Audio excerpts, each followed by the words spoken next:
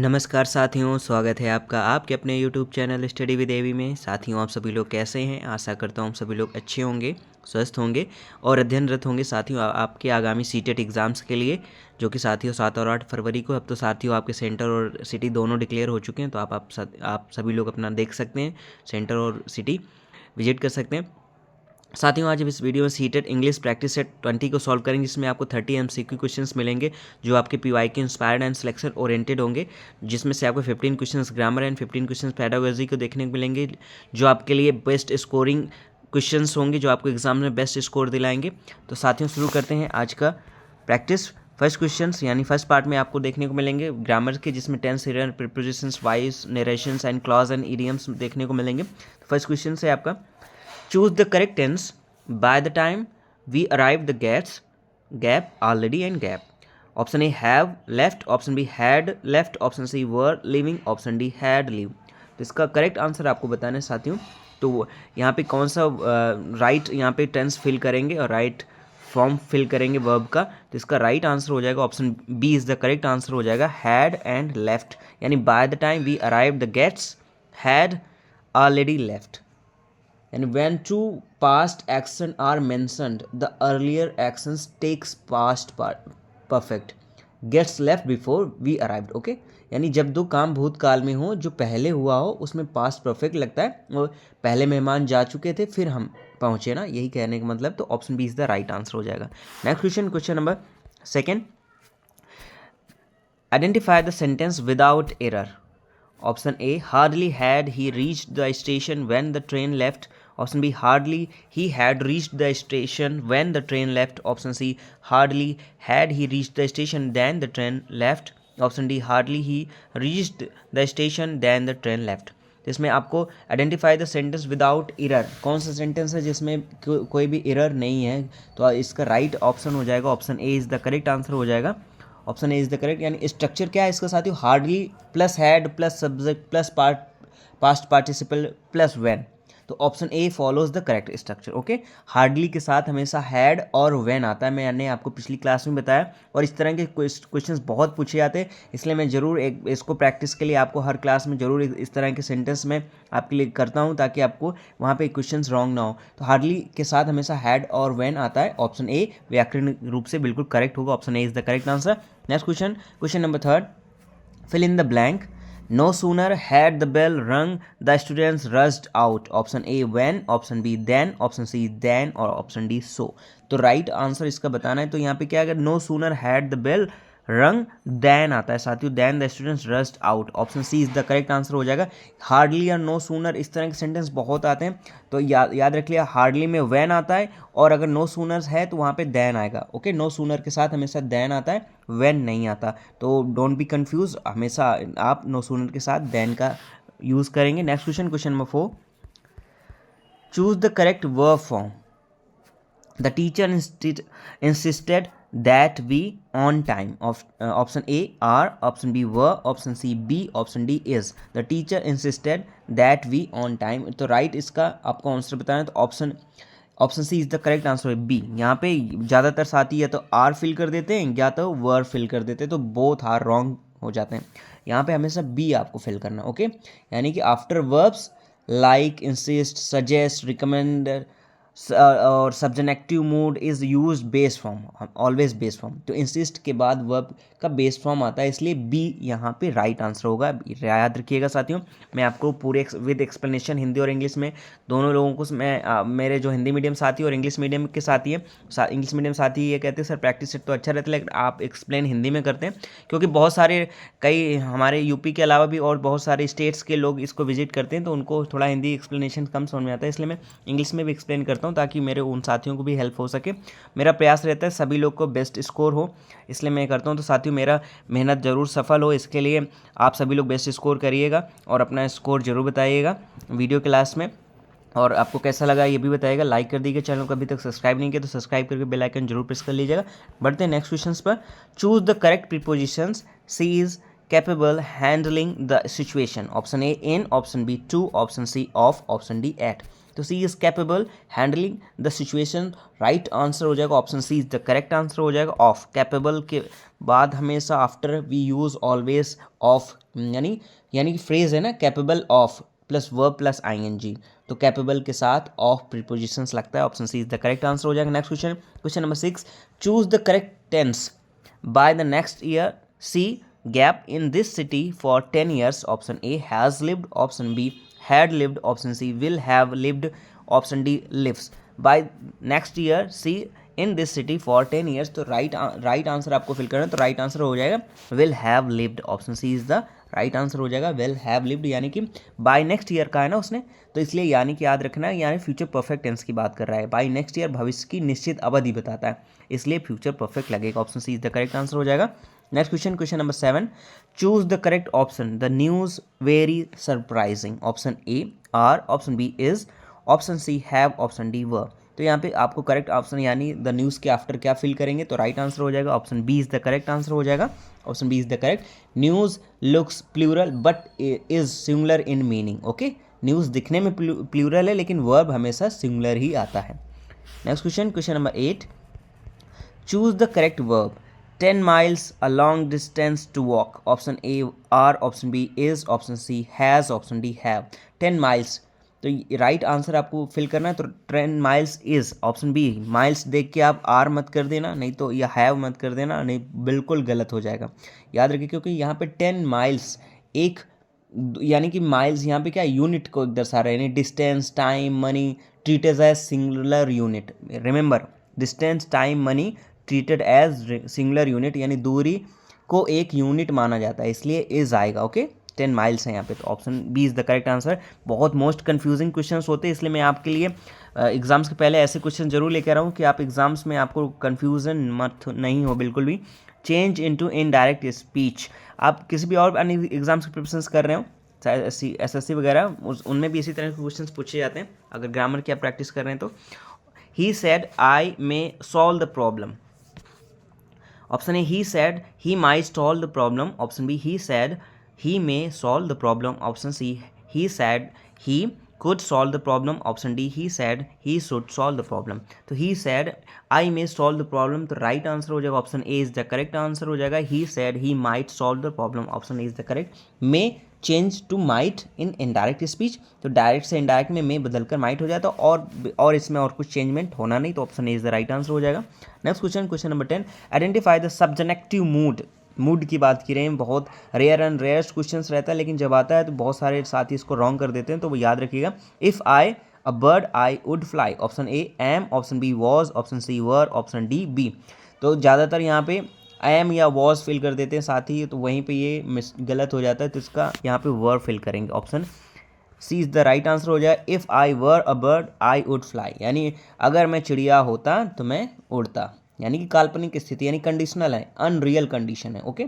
तो काल्पनिक स्थिति में हमेशा वर का प्रयोग करते हैं, option C is the correct answer हो जाएगा। Next question, question number 11, choose the correct option, each of the boys given a prize, option A was, option B were, option C have, option D has. तो each of the boys given a prize, तो right answer हो जाएगा option A was. यहाँ पे boys देख के आप plural मत फील कर देना, वर या हैव मत फील कर देना, बिल्कुल रॉन्ग हो जाएगा साथियों। ईच यहाँ जहाँ पे यानी each of is a singular, okay, each singular होता है, इसलिए वर्ब भी सिंगुलर ही आएगा, तो option A is the right answer हो जाएगा। Next question, question number 12, choose the correct prepositions, he is proficient mathematics, option A at, option B in, option C on, option D with। तो he is proficient mathematics, तो answer B is the correct answer हो जाएगा। Proficients या किसी चीज़ में perfect होना, in always we use preposition in, यानी हमेशा इनका प्रयोग करते हैं। करेक्ट फ्रेज प्रोफिशिएंट इन, यानी प्रोफिशिएंट के साथ हमेशा इन आता है, याद रखिएगा, option B is the correct answer. Next question 13, change into active voice, let the door be opened, ये आपका पैसिव में है, अब इसको कन्वर्ट करना है एक्टिवाइज में। Option A open the door, option B the door is opened, option C they opened the door, option D opening the door. तो let the door be open का एक्टिवाइज का अगर राइट आंसर हो जाएगा option A open the door, option A is the correct answer हो जाएगा, यानी imperative passive, तो एक्टिव बिकम सिंपल कमांड में जाएगा, ओके। इंपरेटिव सेंटेंस को एक्टिव में बदलने पर सीधा आदेश बनता है। Next question 14, choose the correct verb, I know the man who you, यहाँ पे आपको फिल करना है, क्या आएगा? Option A help, option B helps, option C helped, option D helping. तो राइट आंसर हो जाएगा option B is the correct है, हेल्प्स। ओके बहुत साथी, जब बहुत ज़्यादा साथियों का रॉन्ग हो जाता है ये, इसका वजह क्या रहता है? क्योंकि ज़्यादातर ग्रामर की थोड़ा सा हम लोग प्रैक्टिस कम करते हैं। तो याद रखिएगा यहाँ पे relative clause refers to man singular, okay verb singular, तो मैन सिंगुलर इसलिए वर्ब क्या आएगा? हेल्प्स आएगा। Okay I know the man who helps you, option B is the correct answer. Next question 15 grammar का लास्ट क्वेश्चन है, choose the correct meaning of the idiom break a leg means. Option A injure yourself, option B good luck, option C run away, option D fail badly. तो break a leg means का मतलब क्या होता है? Option B यानी कि good luck. Option B is the right answer हो जाएगा, गुड लक। यानी कि ब्रेक अ लेग यानी wishing success specially before performance, यानी ब्रेक अ लेग का मतलब होता है शुभकामना देना होता है, ना कि चोट लगना। याद रखिए ज़्यादातर साथी गलत मत करिएगा इसको। तो गुड लक को डिपेंड, ब्रेक अ लेग का मतलब होता है good luck. Option B is the correct answer. ये रहे आपके 15 क्वेश्चन साथियों ग्रामर के। अपना स्कोर जरूर बताइएगा वीडियो क्लास में, कैसा लग रहा है ये भी बताइएगा। अच्छा लगा तो लाइक कर दिए, चैनल को सब्सक्राइब नहीं किया तो सब्सक्राइब करके बेल आइकन जरूर प्रेस कर ले। आप साथियों आप सीटेट इंग्लिश पेडागोजी के 15 क्वेश्चन मोस्ट इंपॉर्टेंट आपको देखने को मिलेंगे। तो साथियों शुरू करते हैं practice.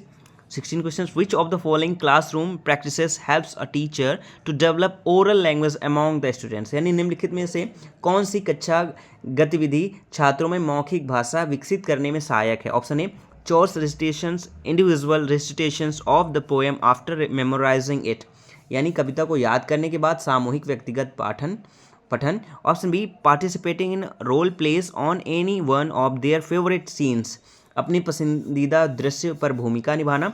Option C practising the correct pronunciations of new or unfamiliar words, यानी नए या अपरिचित शब्दों का सही उच्चारण अभ्यास। और option D chores reading of the text with the teacher, यानी कि शिक्षक के साथ सामूहिक पठन। तो इसका राइट आंसर आपको बताना है। तो राइट आंसर क्या हो जाएगा? Option B is the correct answer हो जाएगा, participating in role plays on any one of their favourite scenes. Option B correct answer हो जाएगा, यानी कि कविता यानी कि अपने पसंदीदा दृश्य या भूमिका पर क्या करना? अभिनय करना। Option B is the right answer. साथियों मैं जो इसको इंग्लिश का मैं हिंदी में एक्सप्लेनेशंस कर रहा हूँ तो बहुत ध्यान से समझिएगा साथियों। सेम टू सेम हिंदी में ही भी pedagogy same as it is questions देखने को मिलते हैं। तो ये मत सोचिएगा कि अरे मेरे जो साथी ऐसे जो हिंदी की पेडागोजी जिन्होंने हिंदी भी सब्जेक्ट ले रखा है तो उसको स्किप कर जाए, तो जरूर ध्यान से सुनिएगा, आपको इसको फ़ायदा मिलेगा। Next question number 17 In a constructivist classroom, language learning would most importantly be based on। आपसे कह रहा है क्वेश्चंस कि संरचनावादी कक्षा में भाषा अधिगम मुख्य रूप से किस पर आधारित होगा? Option A minute observations and record of each child's handwriting development, यानी प्रत्येक बच्चे के हस्तलेखन विकास का सूक्ष्म अवलोकन। Option B correction of spelling errors and making sure that they are not repeated, यानी वर्तनी की त्रुटियों का सुधार, यानी कि ये देखना कि वो रिपीटेड तो नहीं हुए। Option see carefully completing the language syllabus, यानी कि भाषा पाठ्यक्रम को सावधानी से पूरा करना। Option D group discussions and peer interactions, यानी समूह चर्चा और सहपाठी अंतःक्रिया। तो इसका राइट आंसर हो जाएगा option D is the correct answer, यानी group discussions and peer interactions, यानी कि समूह चर्चा और सहपाठियों के अंतरा क्रिया, यानी यही संरचनावादी जो कंट्रीब्यूस्ट कक्षा में भाषा अधिगम मुख्य रूप से आधारित होता है। Next question number 18 As a language teacher, which one of the following is most important for you regarding teaching of grammar? यानी व्याकरण शिक्षक के संदर्भ में शिक्षण के संदर्भ में एक भाषा शिक्षक के लिए सबसे महत्वपूर्ण क्या है? Option A avoiding grammar rules, यानी व्याकरण के नियमों से बचना। Option B using functional approach, यानी कार्यात्मक दृष्टिकोण का प्रयोग। Option C using grammar translation method, यानी व्याकरण अनुवाद पद्धति का प्रयोग। Option D memorising grammar rules, यानी व्याकरण के नियम रटना। तो as a language teacher which one of the following is most important for you regarding teaching of grammar? Option B is the correct, यानी using functional approach. Option B is the correct answer, यानी कि कार्यात्मक दृष्टिकोण का प्रयोग करना। Option B is the correct answer. Next question number 19 which one of the following is a correct statement about a textbook, यानी पाठ्य पुस्तक के बारे में निम्नलिखित में से कौन सा कथन सही है? Option A a textbook is the final thing for the teacher, यानी पाठ्य पुस्तक शिक्षक के लिए अंतिम साधन है। Option B it helps to achieve the objectives laid down in the curriculum, यानी यह पाठ्यक्रम के उद्देश्यों की प्राप्ति में सहायक होती है। Option C the textbooks are the only source to read, यानी पाठ्यपुस्तक ही पढ़ने का एकमात्र स्रोत है। Option D it is planning of educational activities for this the sessions, यानी यह शैक्षणिक गतिविधियों की योजना है। तो which of the following is a correct statement about a textbook, तो टेक्स्ट बुक के लिए यानी क्या है, it helps to achieve the objectives laid down in the curriculum, option B is the right answer, यानी यह पाठ्यक्रम के उद्देश्यों की प्राप्ति में सहायक होती है। Option B is the right answer. Next question, question number 20, the purpose of diagnostic test in language learning is to, यानी भाषा अधिगम में निदानात्मक परीक्षण का उद्देश्य क्या है। Option A fill the progress report of students, यानी छात्रों की प्रगति रिपोर्ट भरना। Option B plan and prepare questions paper for summative assessment, यानी कि समापन मूल्यांकन के लिए प्रश्न पत्र बनाना। Option C know the gaps in learners understanding, यानी अधिगम में कमी अंतर जानना। और option D give feedback to the parents in PTMs, यानी अभिभावक शिक्षक बैठक में प्रतिक्रिया देना। तो the purpose of diagnostic test in language learning, यानी कि कहने का तात्पर्य यानी भाषा अधिगम में निदानात्मक परीक्षण का उद्देश्य क्या है, तो इसका राइट आंसर हो जाएगा option C is the correct answer, know the gaps in learners understanding, यानी यह जानना कि अधिगम में कोई कमी या अंतर तो नहीं आ रही, option C is the correct answer. Next question, question number 21, the purpose of continuous comprehensive evaluations in language, जिसको हम CCE भी कहते हैं साथियों, तो इस यानी कि भाषा में सतत एवं व्यापक मूल्यांकन का उद्देश्य क्या है। Option A to assess their learning gaps, यानी सीखने की कमियों का आकलन। Option B to give regular test that is weekly test, यानी नियमित साप्ताहिक परीक्षा देना। Option C to assess the level of competitions achieved by the children, यानी बच्चों द्वारा अर्जित दक्षताओं का आकलन। Option D to assess the students understanding to of the textbook, यानी पाठ्य पुस्तक की समझ का आकलन। तो इसका राइट आंसर आपको बताना है, the purpose of continuous comprehensive evolution यानी CC in language is, option A is the right answer, to assess their learning gaps, यानी कि यह जानना कि सीखने की कमियों में आकलन का जानना कि कोई कमी तो नहीं आ रही बच्चों में, जो सीखने के प्रोसेस में कुछ कमी तो नहीं है। Next question 22, under which act did English get the status of associate official language, किस अधिनियम के अंतर्गत अंग्रेजी को सहायक राजभाषा का दर्जा मिला है। Option A associate official language act article 343, यानी सहायक राजभाषा अधिनियम अनुच्छेद 343 जिसको 343। Option B three language formula यानी त्रिभाषा सूत्र। Option C national curriculum framework यानी राष्ट्रीय पाठ्यचर्या ढांचा जो है। Option D official language act article 343 यानी राजभाषा अधिनियम अनुच्छेद 343। तो under which act did English get the status of the associate official language is, right answer हो जाएगा option D is the correct, official language act article 343, option D is the correct answer, यानी राजभाषा अधिनियम अनुच्छेद 343। Next question 23, a teacher is appreciating a child for his overall language use though some of the words were misspelled by him, the teacher is using a prose in her class। कह रहा है एक शिक्षक बच्चे के समग्र भाषा प्रयोग की प्रशंसा करता है, भले ही कुछ शब्द गलत लिखे गए हैं। तो शिक्षक कौन सा दृष्टिकोण यहाँ पर अपना रहा है आपसे पूछा। ऑप्शन ए कम्युनिकेटिव यानी कि संप्रेषणात्मक, ऑप्शन बी कंट्राविक्स्ट यानी संरचनावादी, ऑप्शन सी होल लैंग्वेज यानी समग्र भाषा दृष्टिकोण, ऑप्शन डी स्ट्रक्चरल यानी कि संरचनात्मक। तो यहाँ पे आपको बताना है कि a teacher is appreciating a child for his overall language use though some of the words are were misspelled by him, the teacher is using a prose in a class. तो राइट आंसर हो जाएगा option B constructivist यानी संरचनावादी, option B is the correct answer हो जाएगा, यानी संरचनावादी approach को अपना रहा है। Next question 24, which approach lays a lot of emphasis on habit formations, कौन सा दृष्टिकोण आदत निर्माण पर अधिक बल देता है। ऑप्शन ए कम्युनिकेटिव अप्रोच यानी संप्रेषणात्मक दृष्टिकोण, ऑप्शन बी बिहेवियरिस्टिक अप्रोच यानी कि व्यवहारवादी दृष्टिकोण, ऑप्शन सी इसेलेक्ट्रिक अप्रोच यानी कि समन्वयात्मक दृष्टिकोण, ऑप्शन डी कॉग्निटिव अप्रोच यानी संज्ञानात्मक दृष्टिकोण। तो which approach lays a lot of emphasis on habit formations, option A is the right answer हो जाएगा कम्युनिकेटिव अप्रोच यानी कि संप्रेषणात्मक दृष्टिकोण।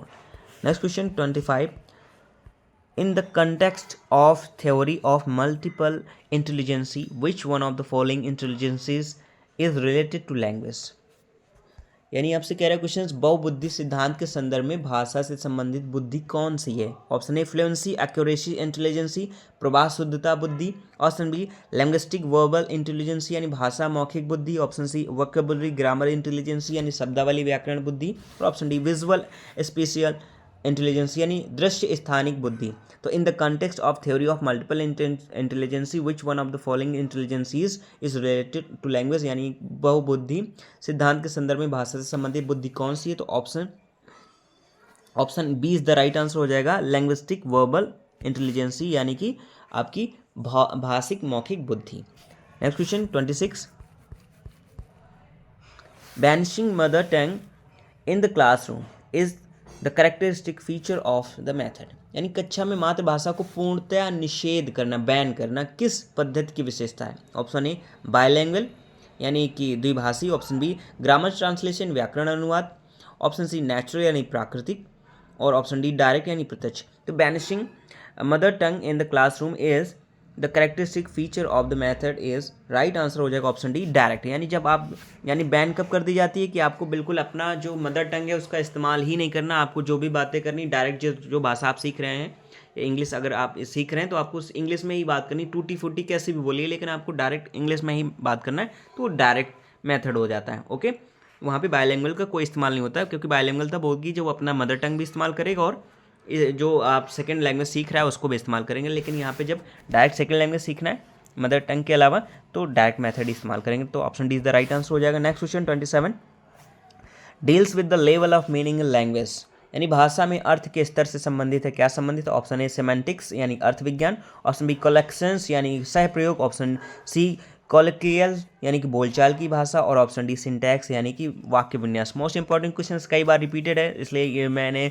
अपने दूसरी बार भी प्रैक्टिस शीट में डाला है, क्योंकि ये क्वेश्चन बहुत बार पूछा गया है। तो ये हिंदी में भी पूछा गया साथियों। तो भाषा में अर्थ के स्तर से संबंधित यानी deals with the levels of meaning is, तो राइट आंसर हो जाएगा option D is the right answer हो जाएगा, सिंटैक्स यानी वाक्य विन्यास। Option D is the correct answer. यानी भाषा में अर्थ के स्तर से संबंधित, तो अर्थ कैसे? जब सिंटैक्स फॉर्म में आता है, तो deals with the level of meaning in language. Option D is the right answer, syntax deals with the level of meaning in language. Next question, question number 28, a Hindi speaking teacher gets posted in a primary school which is in the area of Punjab. Since he doesn't know the local language of that area, he should. कह रहा है एक हिंदी भाषी शिक्षक पंजाब के प्राथमिक विद्यालय में नियुक्त होता है, उसे स्थानिक भाषा नहीं आती, उसे क्या करना चाहिए? Option A motivate the community to learn Hindi as it is a national official language, यानी समुदाय को हिंदी सीखने के लिए प्रेरित करना। मतलब एक आदमी नहीं सीखता, लेकिन वो चाह रहा है कि सब लोग सीख लें उसकी वजह से। हाँ, option B communicate in English as it is difficult for him to understand their local dialect, यानी हिंदी अंग्रेजी में संवाद करना उसके लिए थोड़ा सा मुश्किल है, ये बताना सभी को। Option C use the child's language as a resource and start teaching, यानी बच्चों की भाषा का संसाधन के रूप में प्रयोग करना। और option D apply for the transfer to a Hindi speaking area, और हिंदी भाषी क्षेत्र में स्थानांतरण के लिए अप्लाई करना कि मेरा यहाँ से ट्रांसफ़र कर दीजिए। तो इसका राइट आंसर आपको बताना, a Hindi speaking teacher gets posted in a primary school which is the area of Punjab since he doesn't know the local language of that area he should. तो राइट आंसर हो जाएगा option C is the correct answer, use the child's language as a resource and start teaching, यानी कि भाषा जो बच्चे की भाषा है उसको संसाधन के रूप में इस्तेमाल करें, उसकी भाषा से उसको समझ के और अपनी भाषा में उसको संप्रेषण करके, और अगर हो सके तो उसको इंग्लिश में संप्रेषित करके उससे वो उसकी भी लैंग्वेज सीख सकता है। Next question, question number 29, while designing a working activity for a language class a teacher should most importantly focus on, भाषा कक्षा के लिए गतिविधि तैयार करते समय शिक्षक को सबसे अधिक किस पर ध्यान देना चाहिए? Option A giving clear instructions for the task, कार्य हेतु स्पष्ट निर्देश देना। Option B providing all the necessary vocabulary required for the task, यानी सभी आवश्यक शब्दावली देना। और option C assigning authentic piece of writing task, यानी वास्तविक लेखन कार्य देना। और option D choosing a topic from their surroundings, यानी परिवेश से संबंधित विषय को चुनना। तो while designing a working activity for a language class a teacher should most importantly focus on, तो इसका राइट आंसर आपको बताना है साथियों। तो राइट आंसर हो जाएगा option D choosing a topic from their surroundings, यानी एक ऐसा सब्जेक्ट, एक ऐसा विषय चुनना जो उसके परिवेश से रिलेटेड हो, तो यही इसका हो जाएगा कि भाषा कक्षा के लिए गतिविधि तैयार करते समय ये इस बात का बिल्कुल ध्यान रखना चाहिए। Next question and last question. साथियों आपको वीडियो कैसा लग रहा है जरूर बताइएगा, अपना स्कोर भी बताइएगा वीडियो क्लास में। अच्छा लगा तो लाइक कर दिए, चैनल को सब्सक्राइब करके बेल आइकन जरूर प्रेस कर लें, जिससे आपको वीडियो के अच्छे नोटिफिकेशन टाइम टू टाइम मिलते रहें और आप अपने एग्जाम में बेस्ट स्कोर कर सकें और अपने साथियों के साथ भी इसे शेयर कर सकते हैं, जिससे उन्हें भी इसका बेनिफिट मिल सके। साथियों आते हैं क्वेश्चन 30 पर। Some children don't have exposure to English outside the classroom, so the teacher's proficiency in spoken English is essential because, यानी कुछ बच्चों को कक्षा के बाहर अंग्रेजी का संपर्क नहीं मिलता, इसलिए शिक्षक की मौखिक अंग्रेजी दक्षता आवश्यक है। यही क्वेश्चन हिंदी में पूछ लेता सेम, जहाँ पे अंग्रेजी उसने लिखा है वहाँ पे हिंदी आ जाती है, बस इतना फर्क रहता है। Option A, the teacher can edit the errors in students learning process, यानी शिक्षक त्रुटियाँ सुधार सकता है। Option B, the students may listen to and process the new language before they actually communicate in it, यानी कि कह रहा है आपसे छात्र भाषा को सुनकर समझ सकते हैं। Option C, students can imitate practice and drill the statements of sentences use by the teacher, यानी कि छात्र शिक्षक की भाषा की नकल व अभ्यास कर सकते हैं। और option D, the teacher can give more time to grammar drills, यानी शिक्षक व्याकरण अभ्यास पर अधिक समय दे सकता है। तो इसका राइट आंसर बताना है some children don't have exposure to English outside the classroom, so the teacher's proficiency in spoken English is essential because, यानी कुछ बच्चों को कक्षा के बाहर अंग्रेजी का संपर्क नहीं मिलता, इसलिए शिक्षक की मौखिक अंग्रेजी दक्षता आवश्यक है। क्यों? तो राइट आंसर हो जाएगा option C, students can imitate practice and drill the statements or sentences used by the teacher, option C right answer. छात्र शिक्षक की भाषा की नकल वो अभ्यास कर सकते हैं, इससे वो अपनी प्रैक्टिस को बेहतर बना सकते हैं। इसका राइट आंसर हो जाएगा option C is the correct answer. तो ये रहे साथियों आपके 30 मोस्ट इंपॉर्टेंट क्वेश्चन जो आपको आपके एग्जाम में बेस्ट स्कोर दिलाएंगे। आई होप आपने इसको वीडियो को एंजॉय भी किया होगा और आपको अच्छा भी लगा होगा। अच्छा लगा तो लाइक जरूर कर दें और अपना स्कोर जरूर बताएं साथियों। वीडियो क्लास तक बने रहने के लिए थैंक यू सो मच।